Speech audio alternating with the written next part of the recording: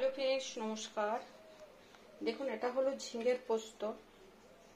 একটু ঘোলা ঘোলা, কি সুন্দর হয়েছে দেখুন। এই দেখুন,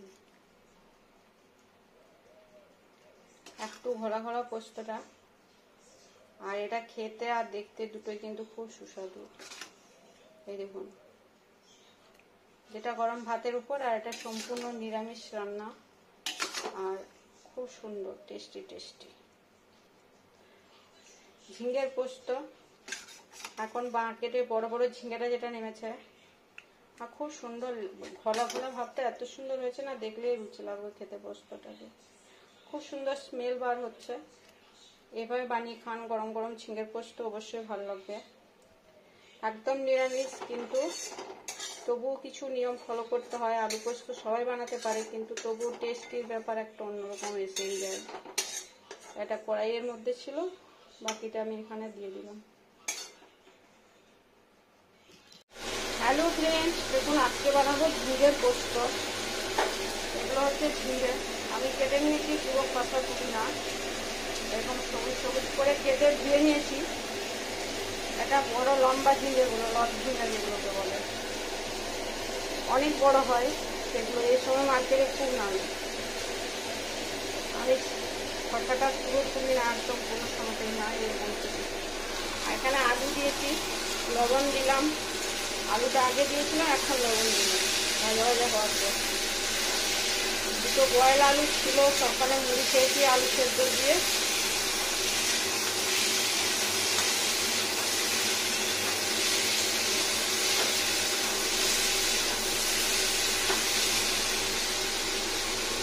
এবার ঝিঙেগুলো দিয়ে দিচ্ছি।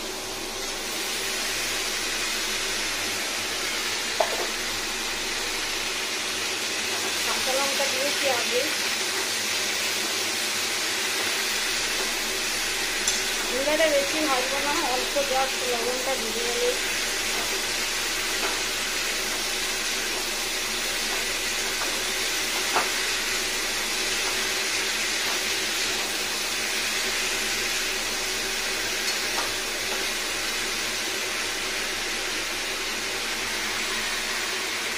ঝিঙে আলুর পোস্ত, গরম গরম নিরামিষ রান্না। পাঁচফোড়ন দিয়েছি, পাঁচফোড়ন দিয়ে আলুটা ভাজা করেছি প্রথমত, তারপর লবণটা দিলাম। লবণটা দিয়ে একটু নাড়াচাড়া করার পর আবার ঝিঙেটা দিলাম।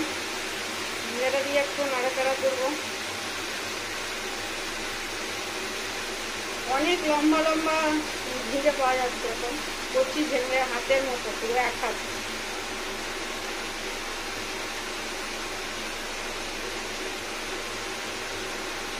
এক পিস দিয়েছি, আরেকবার উল্টো করে নিই। ঝিঙের একটা জল আছে বলতে, সবুজ রেখেই আমি করবো পোস্তটা। আরেক পিস হয়ে যাক। ও দেখানোর জন্য বলি, এটা হচ্ছে ঝিঙে এরকম লম্বা লম্বা। আমি এটার খোসা তুলে নিয়েছিলাম, কিন্তু অতটা লাগবে না বলে এটা রেখে দিচ্ছি ফ্রিজে। এটা রেখেছিলাম, ভাবলাম দেবো। খোসার শিরাটা উঠে দিয়েছি, শীতটা উঠিয়ে দিই আমি এরকম করে ছাড়া। দেখুন সবুজ ভাবটা রেখে, এটাই হচ্ছে ঝিঙে। এরকম বড় লম্বা লম্বা পাওয়া যাচ্ছে এখন। এটা ফ্রিজে রেখে নেবো, লাগবে না বলেই। দুটো করে দিই আরেকবার।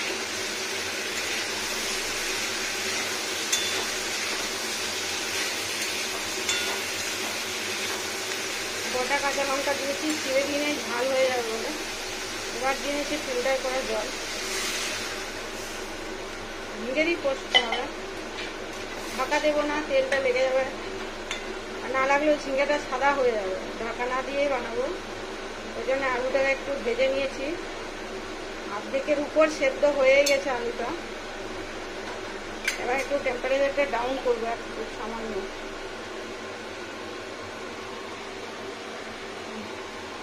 এরকম ফুটবে, ফুটছে এখন।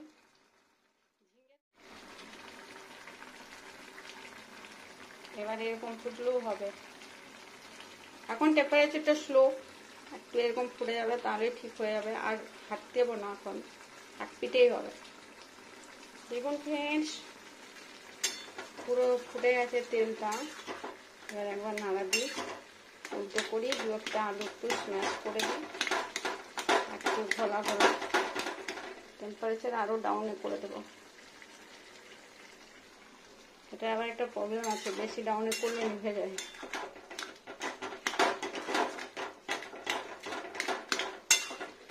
আলু সেদ্ধ হয়ে গেছে, এক দুটো কাঁচা লঙ্কা এমনি ফেটে যাবে, ঘট ঘট শব্দ হচ্ছে খুব।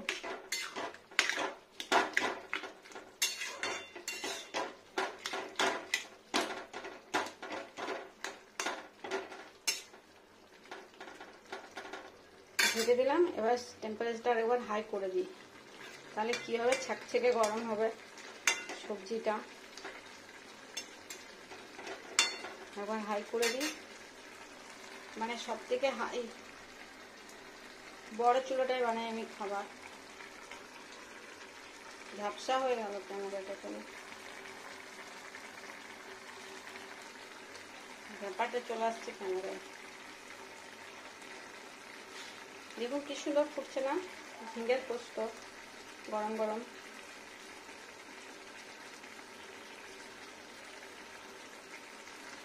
একটু রসালো টাইপের হবে।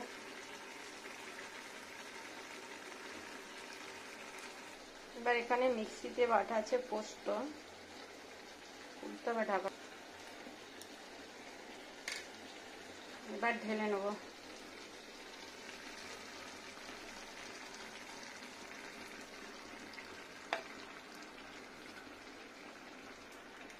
এটা ধুয়ে দিয়ে নেব পোস্তর জলটা। এবার কন্টিনিউ পাক খাওয়াবো, দেখো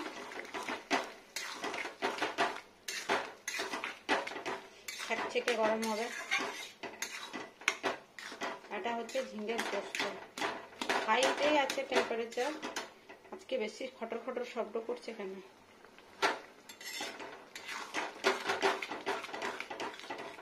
কড়াইতে বেশি শব্দ করছে, একটু ফুটিয়ে নেওয়া, একটু জাস্ট। তৈরি হয়ে গেল ঝিঙ্গের পোস্ত। আর গরম ভাতের সঙ্গে যা সুন্দর লাগবে খেতে। আজ শনিবার, নিরামিষ রান্না, একটু ফুটে যাক।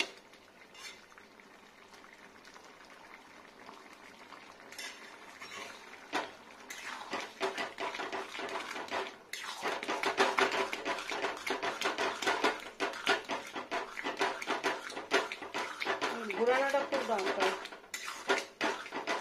স্মেলটা খুব সুন্দর বার হবে। এবার হলো পোস্তটা দেখতে জমাট ঘোলা পোস্ত।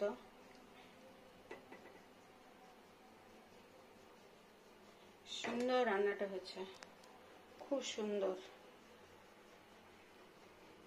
একদম ঘোলা ঘোলা পোস্ত। আর গরম গরম ভাতের উপর পোস্তটা খেতে চরম লাগবে। কি সুন্দর হয়েছে না? ফেটে গেছে আর পোস্ত মানে খুব সুন্দর, কি সুন্দর ঘনত্বটা হয়েছে দেখুন।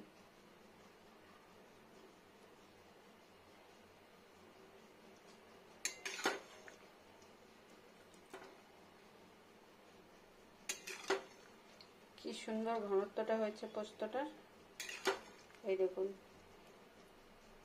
ঘলা ঘলা পোস্ত, আর খেতে খুব সুন্দর। আর ঘাটবো না, বেশি ঘাটতে আমার ভালো লাগে না সবজি। এটাই হলো ঝিঙ্গের পোস্ত। ঢেলে নেব পোস্তটাকে এবার।